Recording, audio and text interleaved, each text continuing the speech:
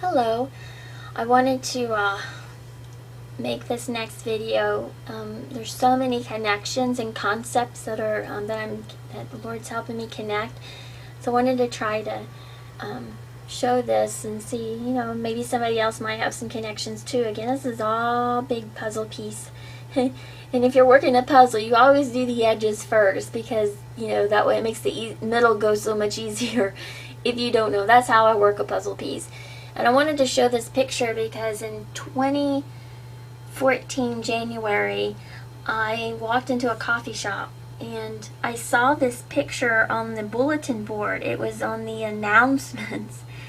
And not that I think that, this, event, the harpazo or the lifting, as Rabbi Kadori calls it, the lifting, he will lift his people. But I thought it was an interesting marker that after this point to look up. That's how I interpreted it. So I just wanted to share this. I actually took this picture.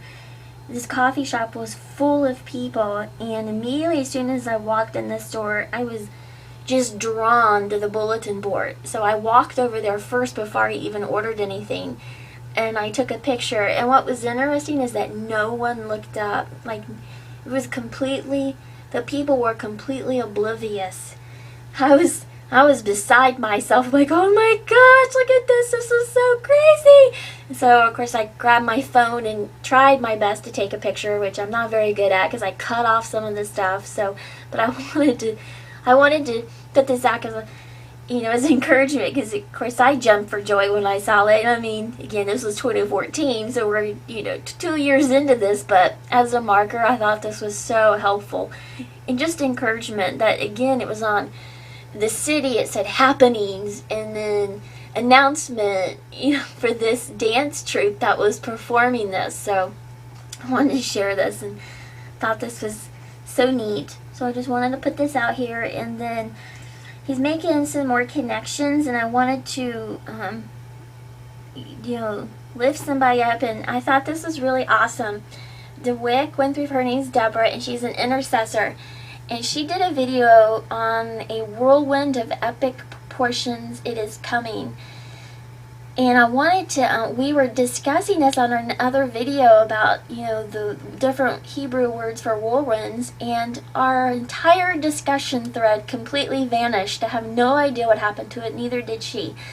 So I wanted to, redo this to, post for encouragement for people, because number one, the thing is, we need to know which whirlwind's coming, because there's like 4 different types of whirlwinds, and we don't want anybody left out in the cold and being disappointed because things don't happen the way we think it's supposed to happen, because obviously it's not. We're in like uncharted waters now at this point.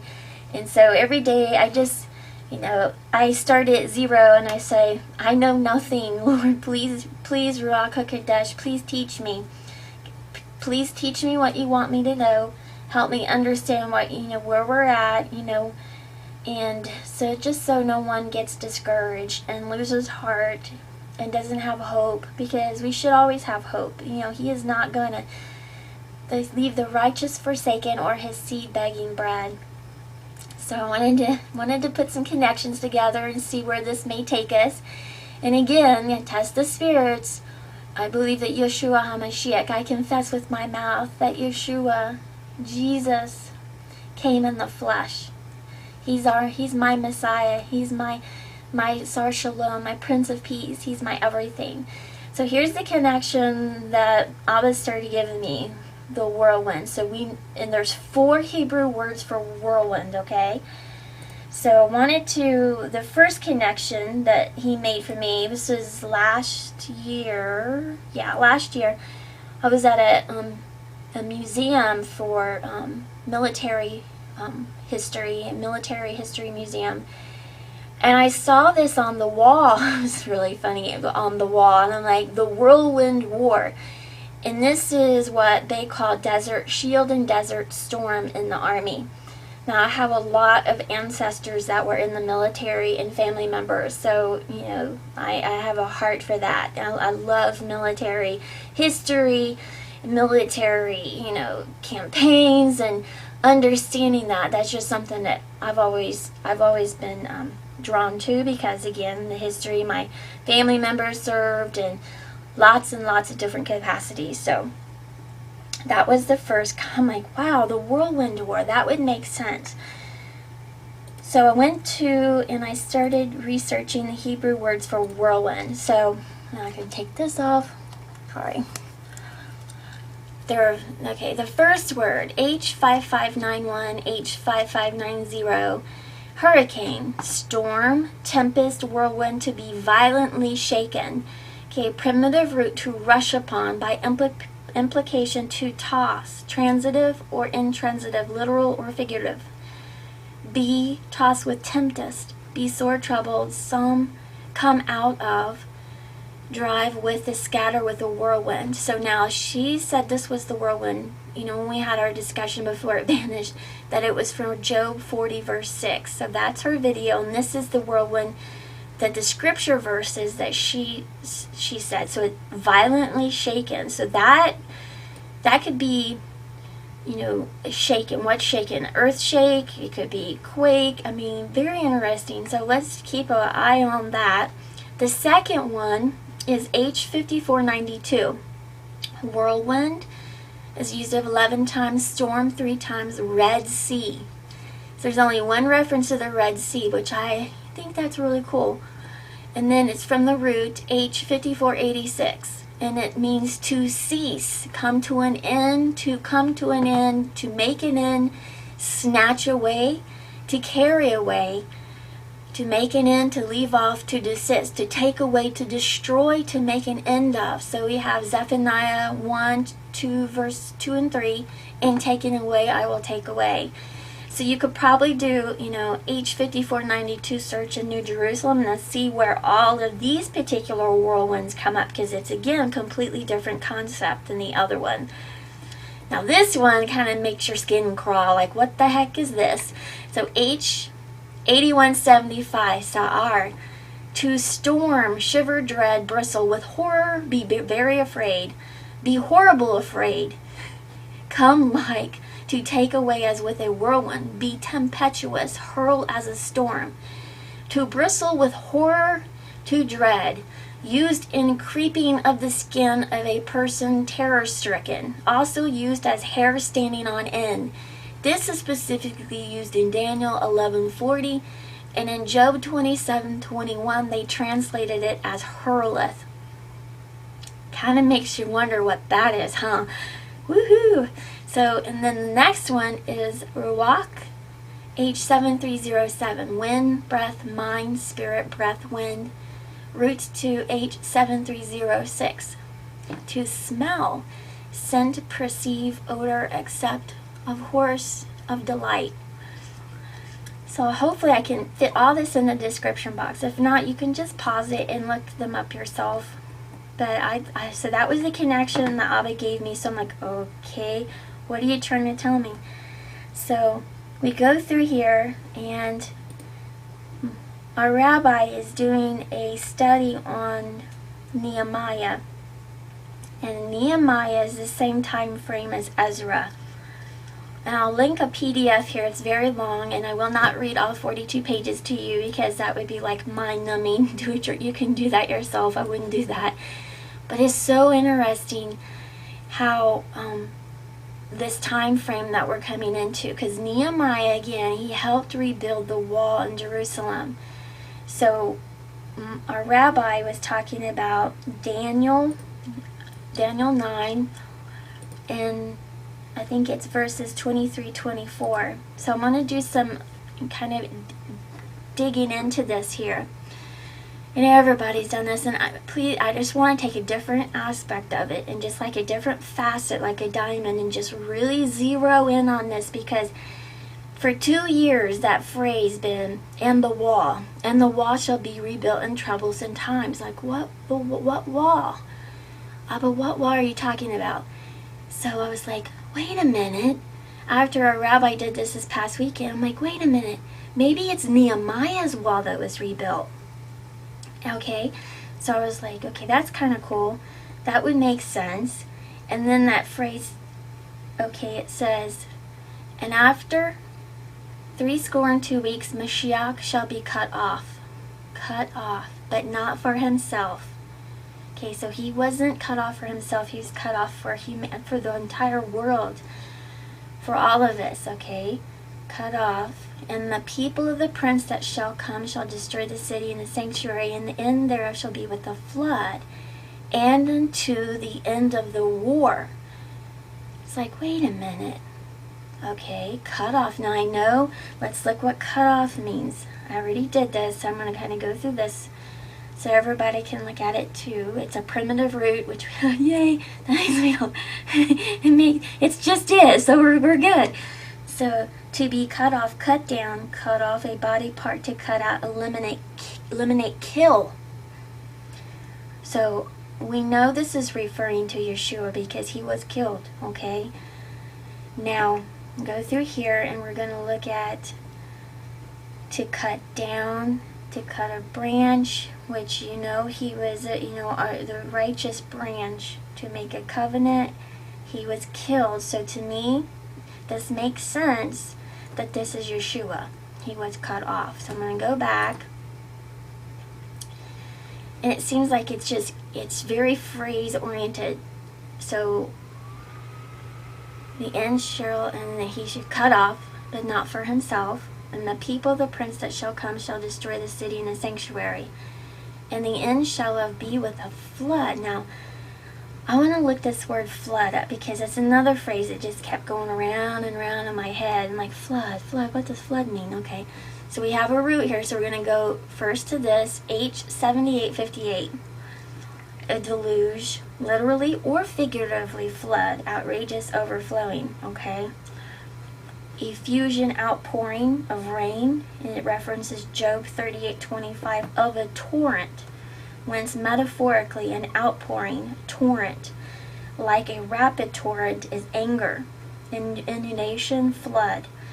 His end cometh as a flood, suddenly, and it's comparing this to Hosea 10:15. So metaphorically is used of an overflowing army in Daniel 11:22. So it talks about this as a type of army, okay? So we're going to go to the root, which is H7857. Alright, here's the root, and it says to wash, rinse, overflow, engulf, rinse, or wash off. Overflow, to flow, run. Okay, rinse or wash off, to be swept away, rinsed, scoured and rinsed. Okay, think about the old wash basins the old timers used to use with that huge big metal thing and scrape the dirt away. I think that's kind of what it's talking about. That's what picture pops in my mind. So here it is, an overflowing shower, to inundate, overwhelm, use as a river. Okay, and Isaiah 30:28 and 66:12, metaphorically of an army. Again, it references Daniel 11:10. To overwhelm anything, or more strongly, to overwhelm and swallow up with water, like the flood has swallowed me up. To be swept away with the flood. And here's the references. The flood sweepeth away the dust of the earth, to bring in as with a flood. The destruction is decreed, bringing injustice as with a flood, overwhelming the wicked with deserved punishment. So in here, you can go through here and look what other verses this comes up with. Okay, so we're going to go back. Now, in context, it talks about the war. So in the end shall be with a flood, like what we already said, and unto the end of the war, desolations are determined. Okay, so desolations, we're going to look, it's a root. So it's to be desolate, be appalled, stunned, stupefy, to be desolated, deflowered, deserted, awestruck, be stunned, horror, to devastate, ravage, astounded, desolation, to be ruined, to be astonished, to be laid waste, destroyed. So it's another word used of persons wasted or destroyed. So I wanted to get this and just kind of give an overview of this, because it seems like, okay, so it seems like the wall was rebuilt during Nehemiah's time.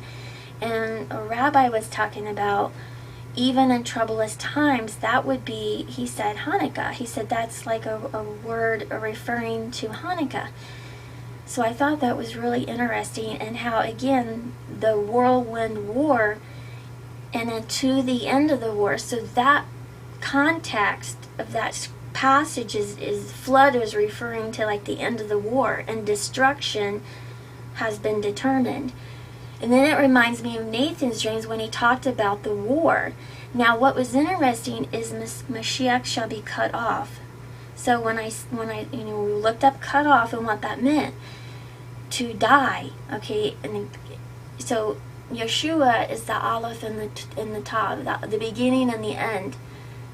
So I'm thinking, okay, so he was cut off. The week was cut off because he only walked the earth for 3.5 years.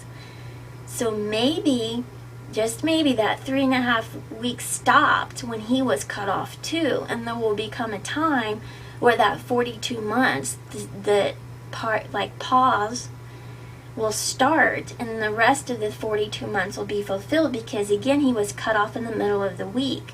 I don't know, just some thoughts, just trying to rework this and see like how can I know Nathan was talking about that, and the body language expert obviously said the kids not lying about this something really did happen, and I really believe it did also.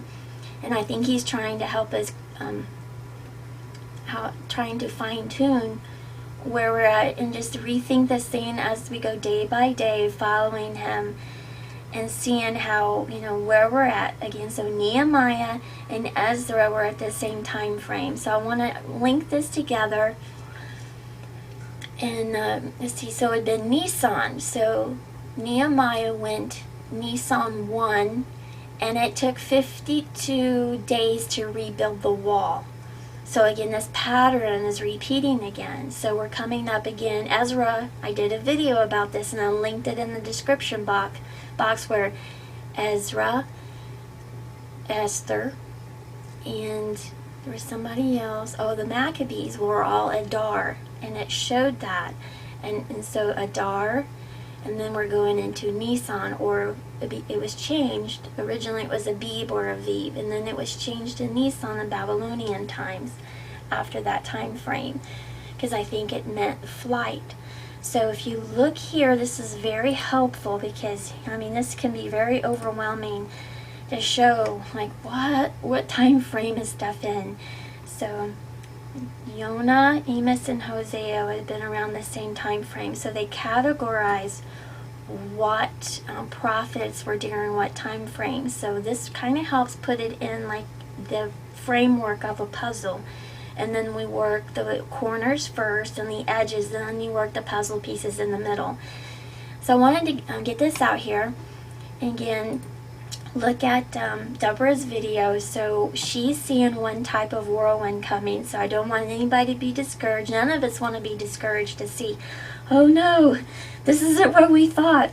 We want to be ready for whatever is coming, so we can, be strong and be able to help those around us. Now, and this is a type of, there's one of the whirlwinds, I can't remember what it is. I think this is Aaron's dream. I don't remember which one it is. It's April 14th, rapture dreams. So she talks about here, as we looked across the valley, the sky grew dark, and I was wondering if I had missed the call. I thought Jesus would have come by now. I looked down at the time. It had begun between 3 p.m. and now, but according to the clock, we were nearing 6 p.m. late afternoon. The sky was dark, almost black. It was confusing. Okay, then she saw it, a huge mushroom cloud, massive. I saw lights drop out of the sky of the cloud.